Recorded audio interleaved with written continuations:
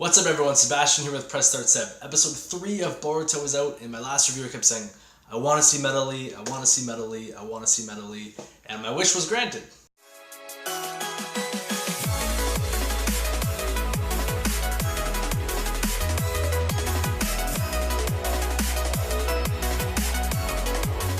So if you haven't seen my episode 2 review, go ahead and watch that first. But as for this, the episode starts and we're at shuriken practice and Shino's teaching all the kids how to throw a shuriken, and we get to see a really neat disparity between like the kids of all the parents we know from Naruto and everyone else. So the kids like Shikadai, Inojin, and Metal Lee are all super proficient with the shurikens, throwing it bam, bam, bam, hitting the target easy peasy lemon squeezy. But we get to see a really interesting aspect of Metal Lee's character. He does that really cool like dragon pose, throws the shurikens.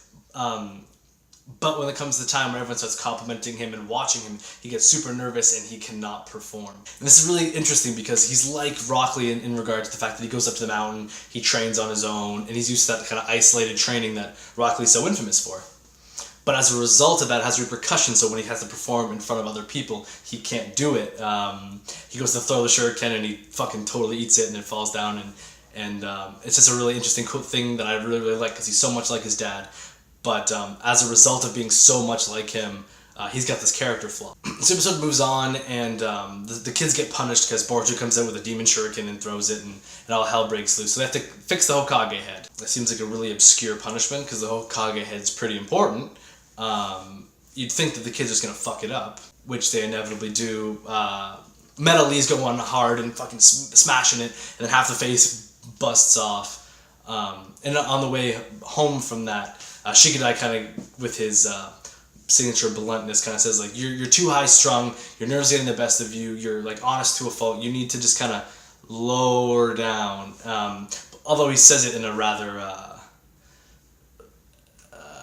mean way. Even Inojin, who was, like, total douche in the second episode, was like, that was a little too harsh, you should probably cool it. So Metal Lee goes off on his own, and Shikadai's kind of feeling bad. And then we get easily the best scene in all of Boruto so far. Shikadai's at the table with Temari and Shikamaru, and they're eating there, and Temari's scolding him, and Shikamaru comes in, and he kind of gives him that fatherly advice of, like, this is what you need to understand, and it resonates with Shikadai, and Shikamaru understands that it resonates with Shikadai, so he kind of lets off, and he doesn't go any further with his lecture or scolding him. But Temari being Temari, she's obviously not satisfied with that, and she's going off, oh, this is for the Nara family, da-da-da-da-da. As a result, we get my favorite scene. It kind of goes into the minds of both Shikamaru and Shikadai, and they both go, ah, what a drag. At the same time, it's just a really cool father-son moment, shows how similar they are. And then Temari responds with, like, I know you guys both just said, what a drag. And it was a really cool family dynamic that I really enjoyed. We get to see some Temari, some Shikamaru, and their child, and how that interaction works. I'm hoping we get to see a lot of that with other characters. Also, I don't want them to overdo it, but it's nice that they kind of peppered it in there. So as a result of his conversation with his dad, Shikadai decides, you know what, I'm going to go and I'm going to apologize to Metal Lee. And he goes to apologize, but Metal Lee's all weird. He's got that weird fucking blue chakra that Denki had in the first episode, that Boruto's weird, like, Byakugan-esque eye can see. And so as a result, Shikadai goes to apologize, and Metal Lee's super aggressive. He attacks him with his signature kicks and stuff, and Shikadai narrowly escapes, and then he starts to understand that something's amiss.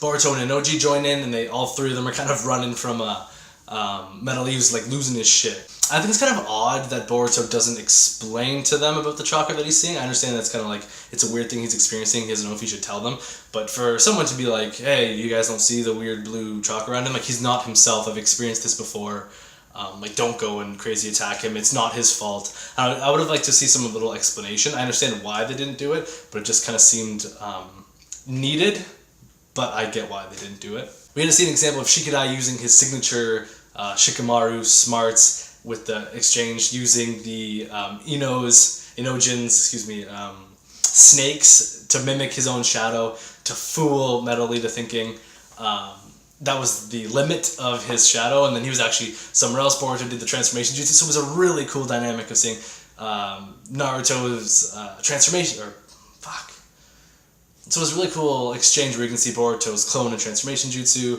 Inojin's ninja scroll stuff, and Shikadai's shadow paralysis jutsu. I like those three, and I like the little team dynamic that they have going on. There could be a lot of interesting things going on with those three in terms of like combinations. So obviously Metallie's bested. He doesn't know what he's doing. Shikadai gets on the floor and apologizes, and it's a really nice moment where they kind of welcome him into the group. Shikadai understands what he did wrong. He shouldn't have been so blunt, and the fact that he's this honest guy is actually not a character fault. It's actually a benefit to him, and Shikadai understands that now. So like overall, the kind of theme of the episode I really dug. Again, we're not getting into anything revolutionary. Still filler, still kind of like elementary school stuff, but you can see that they're kind of peppering in, like they're showing off the ninja scroll, they're showing off what shadow paralysis is like, they're showing off the limitations of it. So for the new audience that's likely watching this, I totally get why they're doing it. They're kind of setting up the limitations and the rules, so the new people watching this can understand kind of how everything's going to work. But again, being from someone who's watched Naruto and Shippuden, you kind of want more. You want to blow past all this stuff, but I like the character development. I love that exchange between Tamari, Shikamaru, and Shikadai, and what a drag. That's my favorite thing so far in the show, and it'll probably be a moment that I hold really dear to my heart, so I'm really glad they did that. It ended with... I don't know why they're doing this to Naruto. I hate it. He comes home and he's all exhausted from an all-nighter, and Hinata's made him this beautiful dinner, and all the kids are there, and he just goes right upstairs. And it's like, you wanted to be Hokage so bad, and seeing you as this old man who's tired and not, like, all he ever wanted was this, like, family, and now that he has it, he's kind of telling him to fuck off. I understand that, like, the village is his family too, but I really don't like it at all. It just, when I watch it, it makes me frustrated. It doesn't seem like his character. It seems really out of place. I can't wait till they get past the movie stuff when him and Boruto have a good relationship, because it's nauseating, because that's not how Naruto would act, at least not in my opinion. No other, like, the fourth Hokage was never like, oh, fuck my family, fuck you, Kushina. So seeing Naruto doing that it just doesn't make any sense to me.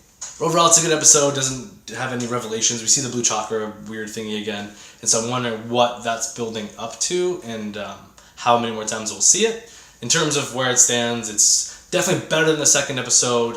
Maybe not as good as the first, but I do like the Shikadai stuff. I think he's going to be my favorite character of this series. A little early to tell, but who knows? Let me know what your favorite character is down below, and there's going to be more reviews coming. Be sure to subscribe. As always, guys, see ya.